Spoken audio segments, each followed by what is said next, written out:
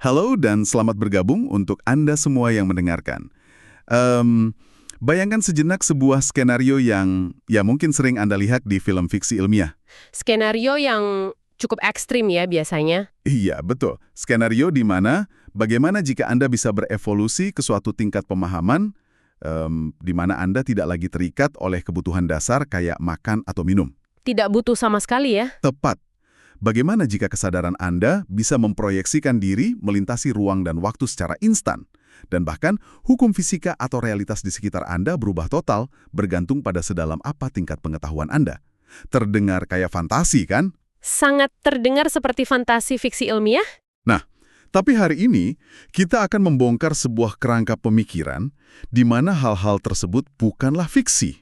Ini diklaim sebagai realitas objektif bagi mereka yang telah mencapai puncak pendakian spiritual. Penelusuran mendalam kita kali ini membedah sebuah konsep perjalanan mistis yang luar biasa dari materi berjudul To Your Lord is the Final Destination. Ini pada dasarnya adalah sebuah peta jalan menuju Tuhan. Betul sekali. Dan misi kita hari ini adalah mengupas tuntas gagasan-gagasan berat tentang kenaikan kelas spiritual, lalu penyerahan diri dan bagaimana pengetahuan pada akhirnya membongkar cara kita melihat dunia. Semuanya, tentu saja, disajikan tanpa jargon yang memusingkan, agar Anda bisa mendapatkan wawasan baru yang mengejutkan. Ya, kita akan coba bedah pelan-pelan. Oke, mari kita mulai dari fondasi dasarnya dulu. Dalam sumber ini, ada konsep yang menyebutkan tentang keberadaan semacam agama rahasia di dalam agama. Nah, bagaimana kita harus memahami ini sebagai titik tolak kita? Itu adalah titik awal yang sangat krusial sebenarnya. Konsep agama rahasia di dalam agama ini pada dasarnya ingin menunjukkan bahwa rutinitas keagamaan yang terlihat di permukaan yang dilakukan oleh mayoritas orang itu hanyalah lapisan terluar. Seperti kulit luar saja ya? Betul, cuma kulit luarnya.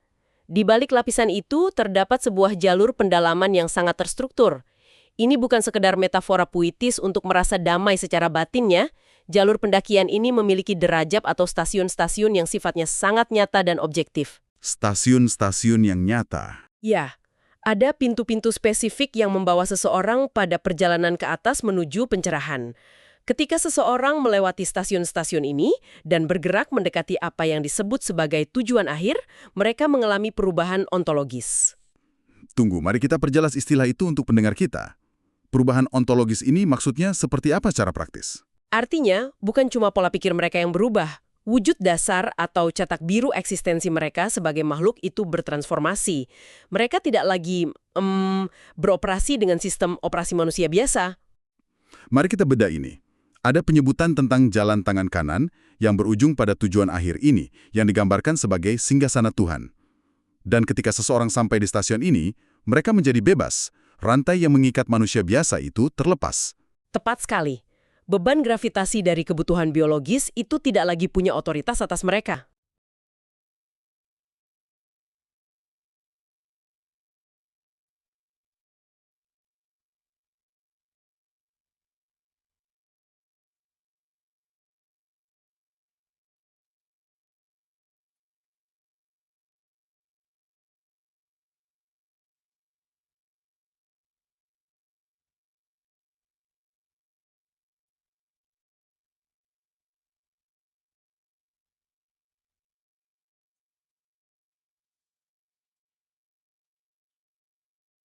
Nah, detil soal hilangnya keterikatan fisik ini sangat menarik. Konsep pakaian manusia atau human suit. Jiwa mengambil alih kendali penuh atas tubuh fisik. Jadi, tubuh itu semacam baju yang dipakai, dan ini membawa kita pada cerita soal hilangnya kebutuhan untuk makan. Iya, fenomena ilusi makanan. Betul. Coba Anda bayangkan begini. Anda sedang duduk berhadapan dengan orang di tingkat ini.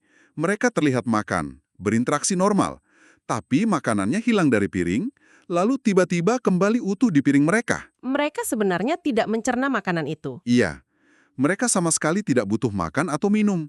Itu cuma ilusi optik agar mereka membaur. Dan fenomena itu adalah demonstrasi langsung dari dominasi jiwa atas materi.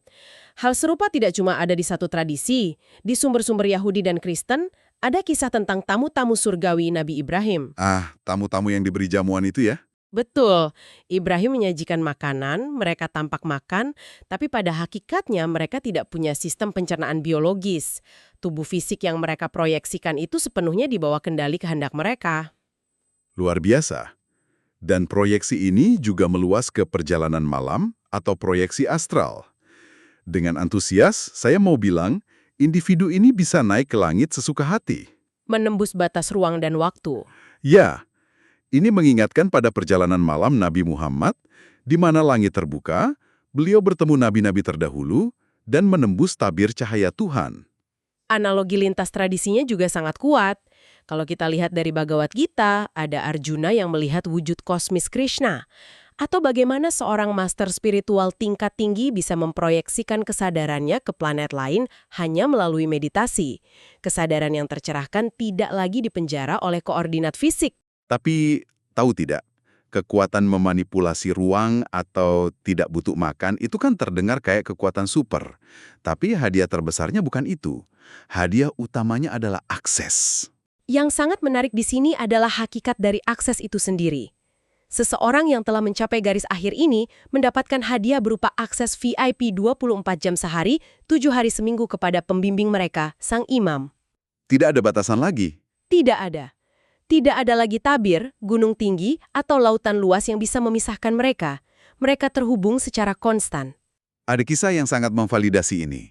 Kisah tentang Malik Ashtar.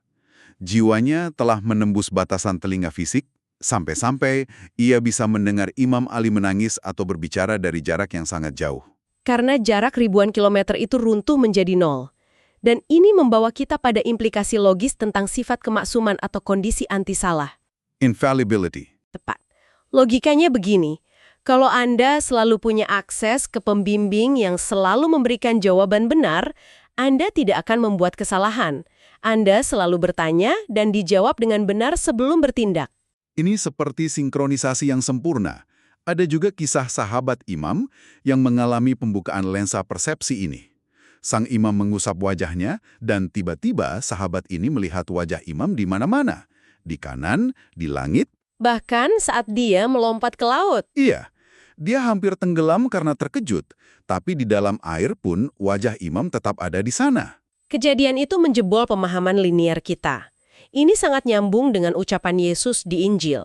Ia berkata, balikan batu dan aku ada di sana, belah pohon dan aku ada di sana. Tuhan, melalui proksi pembimbingnya, benar-benar meliputi segalanya. Disinilah bagian yang sangat menarik. Mendengar semua akses VIP tanpa batas ini, bagaimana cara kita mencapai tingkat itu? Kuncinya adalah penyerahan diri total. Total submission. Itu satu-satunya modal utama, penyerahan diri.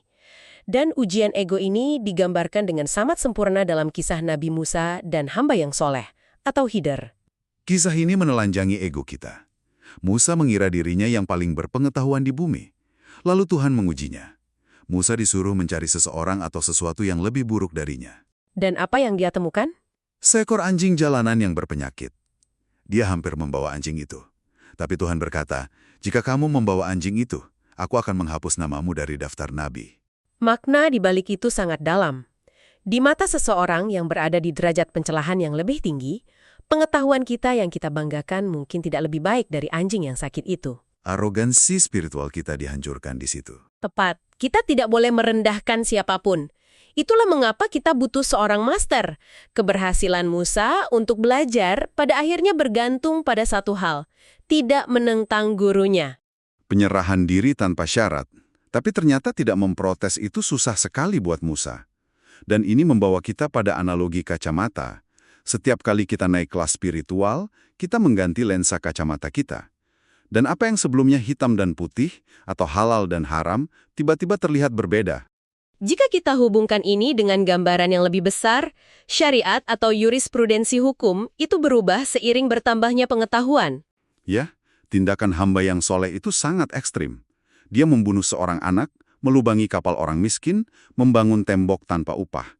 Musa yang terikat oleh ketidaktahuannya memprotes semua itu. Khidr bebas dari batasan itu, karena ia memiliki pengetahuan dan niat yang lebih tinggi melihat masa depan dari konsekuensi-konsekuensi tersebut. Hukum itu relatif terhadap level wujud. Hukum untuk hewan berbeda dengan manusia, dan hukum malaikat pasti berbeda dengan manusia. Hukumnya bergeser total. Bahkan ibadah pun bertransformasi. Bagi yang mencapai tingkat akhir, puasa mereka bukan lagi menahan lapar. Tapi memuaskan ego? Tepat. Setiap tarikan nafas mereka adalah doa. Ziarah atau haji mereka bukan lagi ke tempat fisik seperti Ka'bah, melainkan ziarah batin menuju Tuhan. Mereka menjadi manifestasi dari ajaran itu sendiri. Kalau kita bawa konsep ini ke kehidupan nyata, Anda, pendengar kita semua kan memakai tubuh fisik yang dipenuhi oleh berbagai macam suara.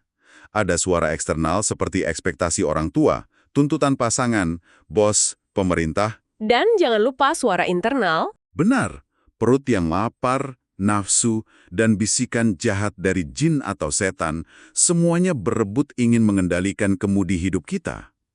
Jika kita mengikuti diri sendiri, diri kita menjadi imam kita. Jika mengikuti nafsu, nafsu menjadi imam kita. Disinilah letak proses alkimia internal yang sangat berat. Kita harus mendeklarasikan perang untuk membungkam semua suara itu agar bisa mengikuti hanya satu suara, suara Sang Gembala. Sang Gembala dan domba. Metafora ini indah sekali. Mengapa Yesus diumpamakan sebagai anak domba dalam Alkitab?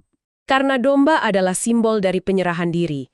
Seekor domba berjalan ke tempat penyembelihan dengan pasrah. Tentu saja, penyembelihan di sini adalah penyembelihan ego. Tekanan psikologis, emosional, dan fisik yang konsisten itu pada akhirnya membuat tubuh kelelahan. Sampai pada titik di mana tubuh fisik itu bahkan tidak berani lagi meminta makan atau minum. Tubuh itu hanya menginginkan cahaya Tuhan. Runtuhnya ego yang melahirkan kebebasan. Jadi apa arti dari semua ini? Ini adalah pandangan yang luar biasa tentang bagaimana proses belajar dan penaklukan ego itu bukan sekedar mengumpulkan informasi di otak kita. Bukan sekedar teori. Sama sekali bukan. Ini tentang membongkar dan mengubah realitas serta batasan fisik kita. Intinya adalah melepaskan ilusi kendali yang kita miliki untuk mendapatkan kebebasan yang sesungguhnya. Ini memunculkan pertanyaan penting tentang betapa rapuhnya perspektif manusia yang belum tercerahkan. Kita sering merasa sudah tahu segalanya tentang hukum fisika atau benar dan salah, padahal kita mungkin masih di tahap awal pembentukan. Sangat rapuh. Dan itu membawa saya pada satu pertanyaan filosofis untuk Anda renungkan. Jika batas antara yang benar dan yang salah, atau bahkan hukum realitas itu sendiri, bisa bergeser sepenuhnya seiring dengan tingkat pemahaman kita, seberapa banyak dari apa yang Anda anggap sebagai kebenaran mutlak dalam hidup Anda hari ini, sebenarnya hanyalah ilusi dari lensa kacamata yang belum sempat Anda ganti? Pertanyaan yang layak direnungkan. Terima kasih banyak telah menyediakan waktu untuk ikut menyelam dalam diskusi kita hari ini. Dan sampai jumpa di penelusuran mendalam berikutnya.